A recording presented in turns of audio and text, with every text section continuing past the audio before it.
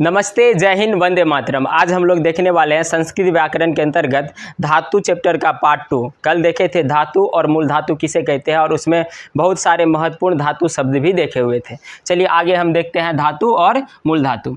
धातु को कल हम बता दिए थे, धातु को हिंदी में क्या बोलते हैं? क्रिया। अंग्रेजी में बोलते हैं इसको वर्ब, और जबकि संस्कृत में इसको क्या बोलते हैं? धातु या मूल धातु। धातु या संस्कृत में क्या बोलते हैं? धातु या मूल धातु। और ये धातु और मूल धातु का पार्ट कौन सा है? तो दूसरा है। पार्ट कौन सा है? दूसरा है। पहला पार्ट लिंक डिस्क्रिप्शन में दिया गया, अगर आपने नहीं देखे हैं तो एक बार जाकर जरूर देख लीजिएगा। तो इसमें हम लोग सबसे पहले देखेंगे जी। जी मतलब क्या होता है? जीतना। जी मतलब क्या होता है? जीतना, ठीक ना। जैसे मैं जीतता हूँ, जैसे भारत मैच जीतता है, तो वहाँ संस्कृत में जीतना का जो शब्द आएगा क्या आएगा? जी आएगा। और फिर इसको जी लकार के अनुसार इसको क्या करेंगे? तो हम बिठाएंगे। चुनना का संस्कृत क्या होता है? तो ची। जी मतलब जीतना, ची मतलब चुनना। जी मतलब जीतना, जी मतलब जीतना, और ची मतलब चुनना। जीव मतलब होता है जीना। जीव मतलब जीना। जीव मतलब जीना। द्रव्य मतलब होता पिघलना। पिघलना, जैसे मोमबत्ती पिघल जाता है। जब मोमबत्ती क्या कहते हैं, सही रहता तो वो ठोस अवस्था में रहता, थोड़ा बहुत किस अवस्था में रहता? ठोस। लेकिन जैसे वो पिघल जाता तो किस अवस्था में आ जाता? द्रव्य अवस्था में पिघल जाता है। जैसे बर्फ रहता तो ठोस अवस्था में, बर्फ अगर पिघल जाता तो किस अवस्था में आ जाता? द्रव्य अवस्था में। तो जितने भी ठोस, जितने भी द्रव्य है वो कैसा रहता? तो लगभग में पिघलने की अवस्था में रहता है। तो द्रव्य का अर्थ क्या होता है? पिघलना। द्रव्य का अर्थ पिघलना। जैसे बर्फ पिघलता है तो वहाँ पिघलना शब्द के लिए क्या आएगा? तो द्रव्य आएगा। और द्रव्य को लट लकार, लंग लकार, जिस भी लकार के अनुसार अनुवाद दिया रहेगा उस पर हम क्या करेंगे? बैठाएंगे। तो द्रव्य का क्या हो जाएगा? तो पिघलना। द्रव्य का क्या हो जाएगा? पिघलना। नद मतलब होता आवाज करना। नद मतलब आवाज। जब इसको हम लकार पे बैठाएंगे, जैसे लट लकार पे बैठाएंगे, तो हो जाएगा नदती। क्या हो जाएगा? नदती। जैसे होता ती नदती, त नदत, अंति नदंती। तो ती त अंति सी थ आमी आवा आमा पे बैठाएंगे, हो जाएगा नदती नदत नदंती, नदसी नदथ नदत, नदामी नदाव नदाम। ये किस पर होगा? लट लकार पे। किस पे होगा? जब किसको बैठाएंगे? नद। और नद का अर्थ क्या होता? तो आवाज करना। नद का अर्थ क्या होता? आवाज करना। नद का अर्थ क्या होता? आवाज। अगला है नींद। नींद का अर्थ होता निंदा करना। नींद मतलब सोना नहीं, सै मतलब होता सोना। सै का अर्थ क्या होता? सोना। जबकि नींद का अर्थ क्या होता? तो निंदा करना, ठीक ना। जैसे मैं तुम्हारा निंदा करता हूँ, राम सीता का निंदा करता है, तो वहाँ निंदा शब्द के लिए जो आएगा क्या आएगा? तो नींद। अगर इसको हम लट लकार पे बैठाएंगे तो हो जाएगा निंदती, निंदत, निदंती, निंदती, निंदत, निदंती। कोई दिक्कत? निंदसी, निंदथ, निंदत, निंदामी, निंदाव, निंदाम। तो नींद शब्द की नींद का अर्थ क्या होता? तो निंदा करना। नींद का अर्थ क्या होता? फल मतलब होता फलना। जैसे वृक्ष में फल फलता है, फलना मतलब होना। वृक्ष में फल फलता है जैसे बोलते हैं, तो फल का अर्थ क्या होता? फलना।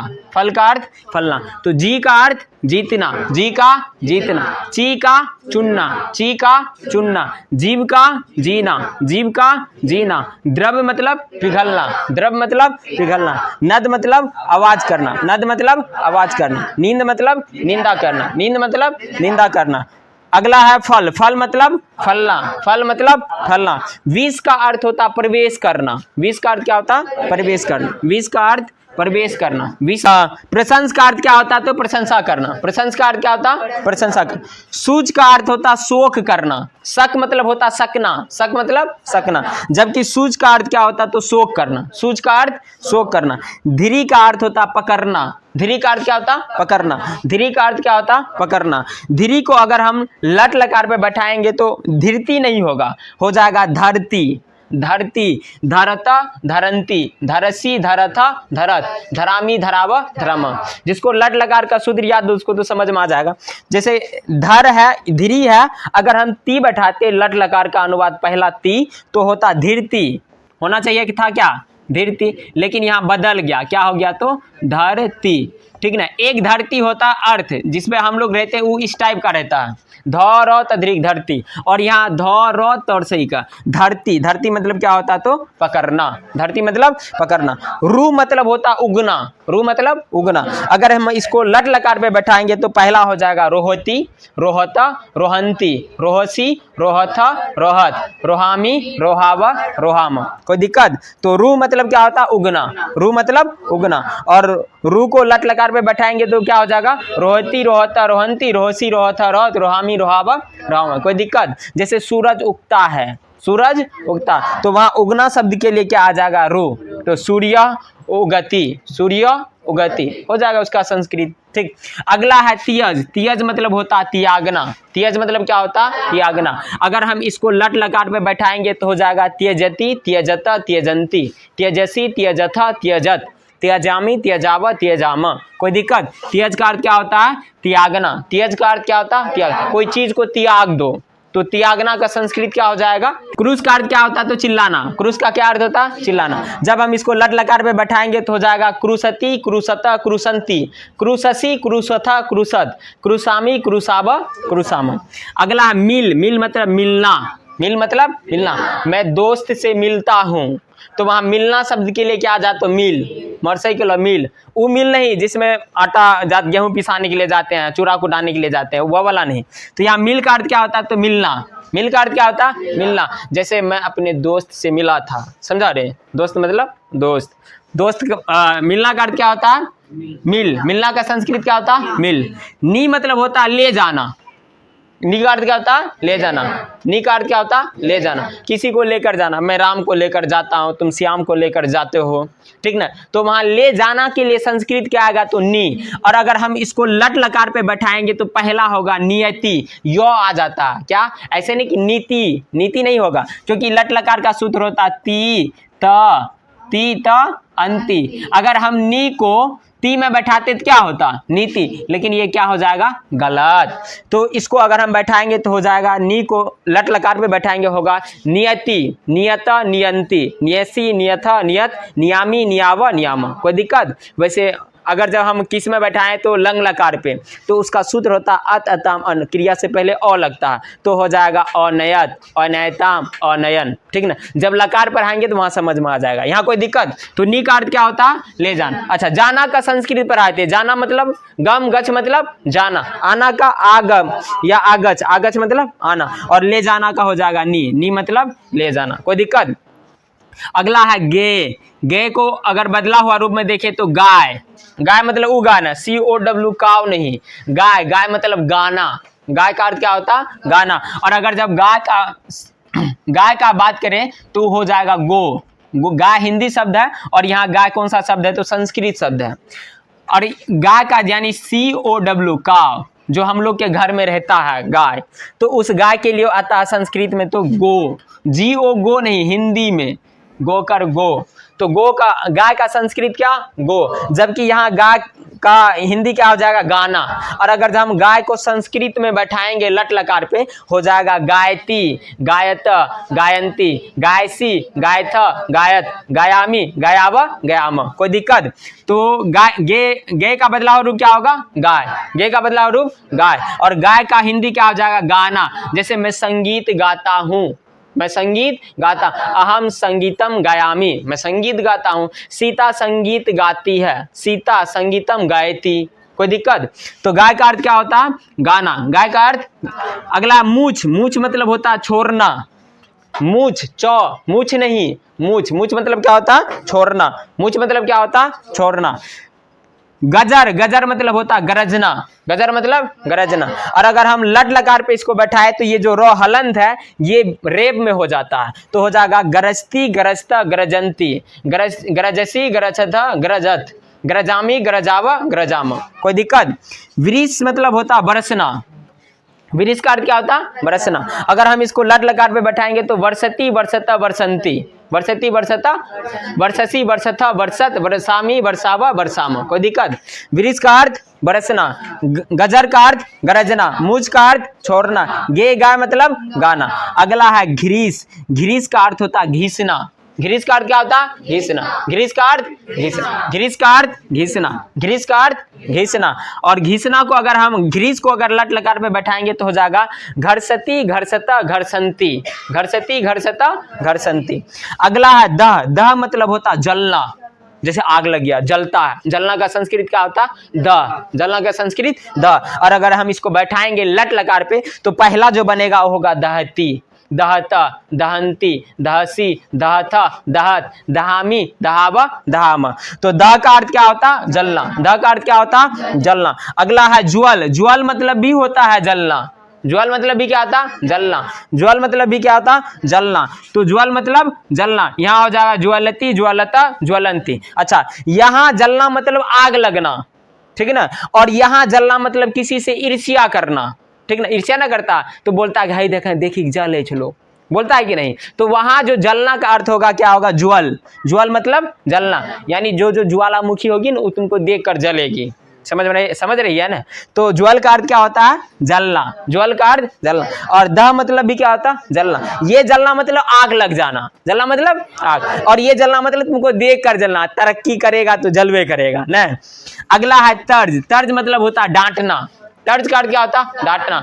मम्मी डांटे छे, तो वहां डांटना का संस्कृत क्या हो जाएगा? तर्ज। डांटना का संस्कृत डांटना होगा।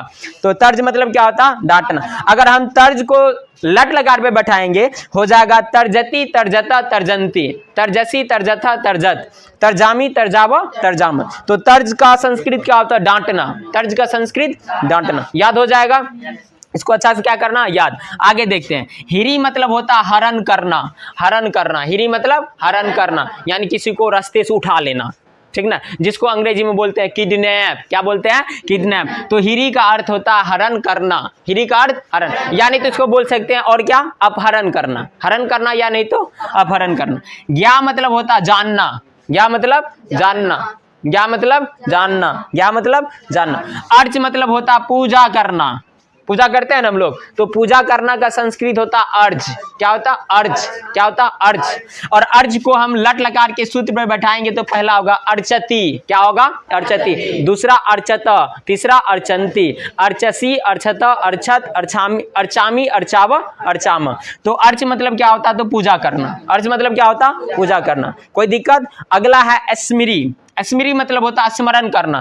स्मरण करना मतलब याद करना। यारो एक जमाने में बोरा पे बैठते थे, सटा था, लाठी गरम करके सटा देता था, ठीक ना। तो एक जमाना था, अभी जमाना क्या हो गया? बदल गया। तो स्मृति मतलब होता है स्मरण करना। स्मृति मतलब स्मरण करना। तो स्मृति मतलब स्मरण करना। और अगर हम इसको बैठाएं किस पे? लट लकार पे, तो हो जाएगा स्मरति, स्मरत, स्मरंती।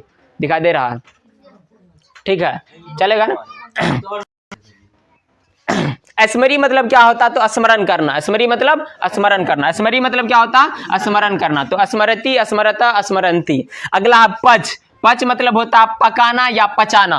पच मतलब क्या होता? पकाना या पचाना। पच मतलब पकाना या पकाना। जैसे खाना खाकर पचाते हैं, तो पचाना का भी संस्कृत पच होता है। और क्या कहते हैं? खाना पकाना। जैसे मम्मी खाना बनाती है, तो वहां बनाना और पकाना एक ही बात हुआ। तो बनाना का जो संस्कृत आएगा क्या आएगा? तो पच आएगा। तो पचती, पचता, पचंती, पचसी, पचथा, पचत, पचामी, पचावा, पचामा। कोई दिक्कत? याद हो गया? इसको अच्छी तरह से क्या करना? याद करना। इससे पहले भी पढ़ाए हैं पार्ट वन। अगर आपने नहीं देखा है तो लिंक डिस्क्रिप्शन में दिया हुआ, एक बार जाकर देख लीजिएगा। और जितना भी चीज यहाँ पढ़ा रहे हैं इसको सब अच्छे तरह से कॉपी पे उतार कर इसको याद कीजिएगा। तो एक बार पूछते हैं। जी मतलब क्या होता? जीतना। त्यज मतलब क्या होता? त्यागना। गाय मतलब क्या होता? गाना।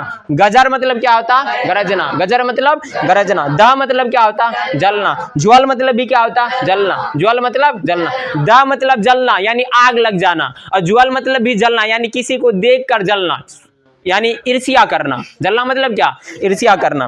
तर्ज मतलब होता है डांटना। तर्ज मतलब डांटना। अगर हम इसको लट लकार पे बैठाएंगे तो तर्जती, तर्जता, तर्जंसी। पच मतलब पकाना या पचाना। पकाना या पचाना। पकाना के बदले में कभी कभी क्या रहेगा? बनाना। जैसे मम्मी खाना बनाती है, हम लोग खाना बनाते हैं, ठीक ना। तो ये हो जाएगा क्या? तो पच। पच मतलब क्या? पकाना या पचाना, ठीक। ची मतलब क्या होता? चुनना। जी मतलब क्या होता? जीना। फल मतलब विष मतलब प्रवेश करना। विष मतलब पढ़ मतलब लिख मतलब धा मतलब क्या कहते हैं क्रीड मतलब खेलना, क्रीन मतलब खरीदना, क्रीन मतलब खरीदना, गच मतलब जाना, आगच मतलब आना, धा मतलब दौड़ना, नी मतलब ले जाना, नी मतलब ले जाना, वद मतलब बोलना, जैसे हम बोल रहे हैं मैं बोलता हूं अहम वदामी, ठीक ना। तो वद मतलब क्या होता, बोलना। कथ मतलब जागरी मतलब और यहाँ प्रशंस मतलब प्रशंसा करना, प्रशंस मतलब प्रशंसा करना, प्रशंस मतलब प्रशंसा करना, मूच मतलब छोड़ना, मूच मतलब छोड़ना, क्रूस मतलब चिल्लाना, जैसे बच्चा चिल्लाता है तो वहां चिल्लाना के लिए कौन सा शब्द आएगा, क्रूस, चिल्लाना के लिए कौन सा शब्द आएगा, क्रूस। कोई दिक्कत? आई होप कि आप लोग को धातु और मूल धातु चैप्टर समझ में आ गया। अगर आ गया तो इसे अपने दोस्तों में शेयर कीजिए, साथ ही उन विद्यार्थियों तक पहुंचाइए जो अभी तक संस्कृत नहीं पढ़ रहा, और ये 10 क्लास के लिए बहुत ही ज़्यादा इंपॉर्टेंट होने वाला है। तो तब तक के लिए जय हिंद, वंदे मातरम। कल हम पढ़ने वाले हैं लकार चैप्टर, तो कल एकदम से खाना वाना खाकर हाथ मुंह धोकर आना है।